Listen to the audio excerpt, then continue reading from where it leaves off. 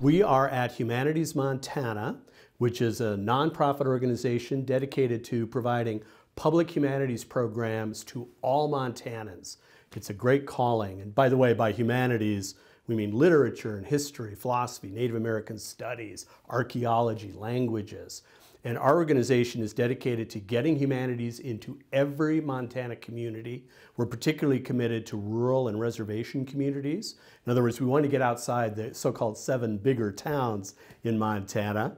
And so we want to go to smaller communities and really enable libraries, schools, museums to provide those opportunities for folks to come together and really think together. So my book is called Hope and Dread in Montana Literature. It actually was a response to some very serious, scary events here in Montana in the mid-1990s. And I'm presuming most Americans will remember some of these incidents. So for example, the Unabomber, right? Ted Kaczynski, it turned out, lived in central Montana in a mountain town. We had the Freemen, who took up residence in far eastern Montana community. We had the militia of Montana. And I asked myself, as a Montanan, what do these movements tell us about our values, about our challenges, about the way we deal with our issues? And I concluded we had to turn to literature in order to answer that question. So it is a book of literary criticism. And so it's organized in basically 3 parts. And the first part writes about texts or stories from 1862 to 1940. I call these really kind of pretexts, by which I mean these are memoirs, they're settlement stories, they're accounts from indigenous elders about what life was like here in Montana in those 80 years. And then we shift to what I call the tragic sensibility, and that's where we discuss books like The Big Sky, some of Dick Hugo's poems, some great novels by a writer named Darcy McNichol. So we focus on the so-called tragic tradition, and that's from basically 1940 to the present. And then I shift to the 3rd section where we talk about comedies, and the focus there is Ivan Doig, and I really focus there on female writers as well. Montana's blessed with extraordinary female writers like Mildred Walker, like Mary Clearman Blue, like Sarah McFadden. I could go on and on. But these are writers, again, who take us toward a sense of working through our challenges to arrive at possibility and hope. So it's really a 3-part book.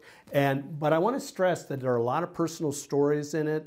I've tried to be as non-academic as possible.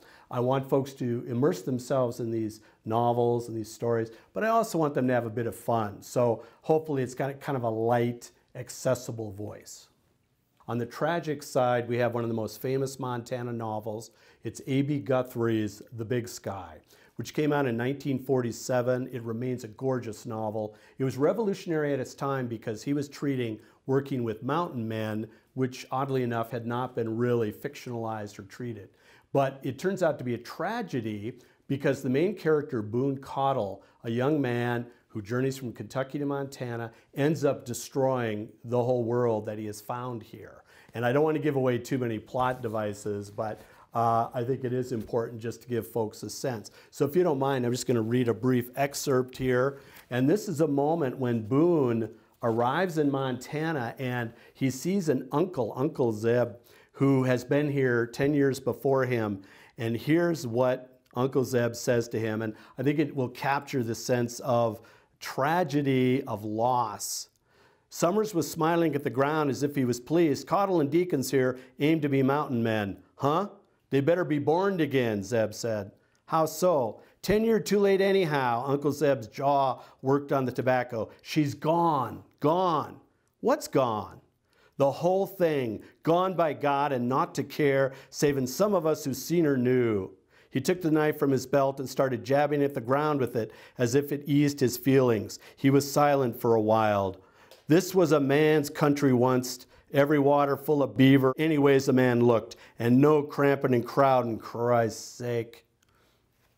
So that kind of gives you the flavor of it, and that's what ends up happening to Boone. He ends up really destroying that very world and participating in the process that Zeb is describing. So in the case of the big sky, the lesson that the reader is likely to learn is that human beings come to this beautiful place, Montana, and they tend to engage in direct conflict, often meaningless conflict. And in the case of Boone, he ends up getting into all kinds of trouble because of jealousy. So human beings coming to this sacred place find themselves destroying it for the most petty of reasons. And so contemporary Montanans, we fight all the time. We do. We argue over issues like energy. How should we secure energy? We argue over land use, water rights. We argue over indigenous rights. And so when you look at a Boone Caudle and see how he behaves, we see there, I hope, a kind of warning, a suggestion that maybe that is not the way to go, to act out of violence, out of petty jealousy, out of those most venal of motives. On the other hand, a great example of a comedy is the writer Ivan Doig, who I think is pretty familiar nationally, arguably the most well-known and popular of Montana writers, and he wrote an extraordinary number of wonderful books. Now, I focus on a trilogy. He produced a trilogy, 3 novels, for the Montana Centennial in 1989. And those 3 novels are Dancing at the Rascal Fair, English Creek, and Ride With Me, Maria, Montana. English Creek, the middle novel, is by far my favorite Doig novel, which would surprise people because there's This House of Sky and there are all these wonderful books. But I just want to give a little flavor of what a comedy sounds like. So to me, this is what comic writing sounds like. And I guess what I would stress is, notice how the narrator feels very much in place, part of this world. He's incorporated into Montana. That month of June swam into the Two Medicine Country. In my life until then, I'd never seen the side hills come so green, the coulees stay so spongy with runoff. A right amount of wet evidently could sweeten the universe.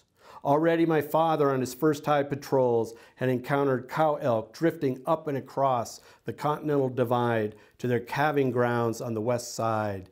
They and the grass and the wild hay meadows and the benchland alfalfa all were a good 3 weeks ahead of season, which of course accounted for the fresh mood everywhere across the two. As is always said, spring rain in range country is as if halves of $10 bills are being handed around with the other halves promising at shipping time. I hope what a reader will learn, will draw, is that it's possible to be fully incorporated into a community. And there are all kinds of disagreements in this community. The thing about English Creek is Doig shows us this is not a fully integrated, harmonious community.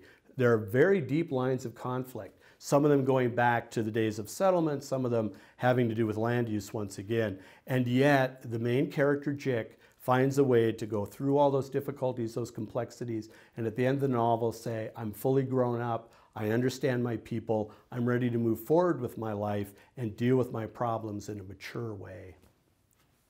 It's important to reach back to history and the humanities because in many ways they're so informative.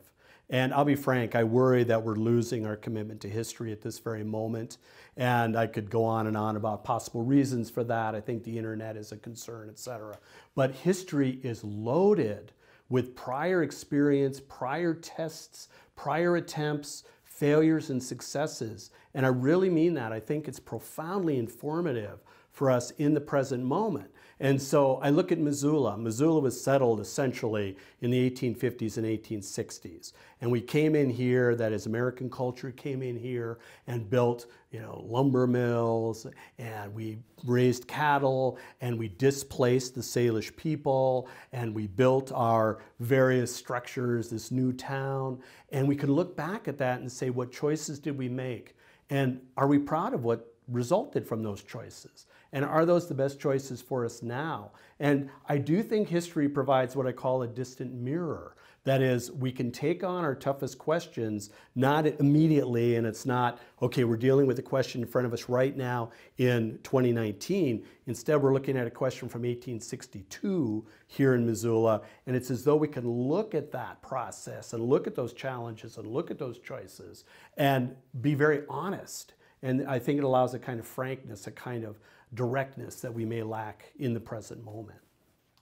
I hope what they walk away with from the book is, first of all, a sense of how important literature is and how vital literature is. And again, just to remind of the source, the beginning of the book, it began with some very serious radical movements here in Montana, which worried me that maybe we as Montanans were caught up in these tides of history. We were caught up in these temptations of despair. Turn to literature. Literature is full, it's human, it's surprising, it is full of possibilities. It's often very difficult, and we have to acknowledge that. And I worry as well that we're losing not just a desire to spend time in history, but a willingness to take on difficult texts, which can take us through different emotions and different challenges. But anyway, so when they walk away from the book, I hope they have a sense that, first of all, literature matters. Secondly, that literary texts carry deep meaning for our lives. And whether or not you buy my argument about tragedy and comedy, and we can have good arguments about that. I mean, folks have challenged me and they said, really, is Ivan Doig a comic writer? I don't think so. We can argue about that. But the point is, these literary texts carry wisdom. They carry knowledge, they carry memory, they carry possibility, and we can debate that. We can debate that meaning. And I do have to say, for my organization, Humanities Montana, one of our proudest programs is we often will bring writers into schools around Montana. And what they do is they actually encourage students to read a poem, talk about it, and then really delve into the meaning of that poem for their lives. And I think it's profound and it's very moving, as you can tell. So, yeah.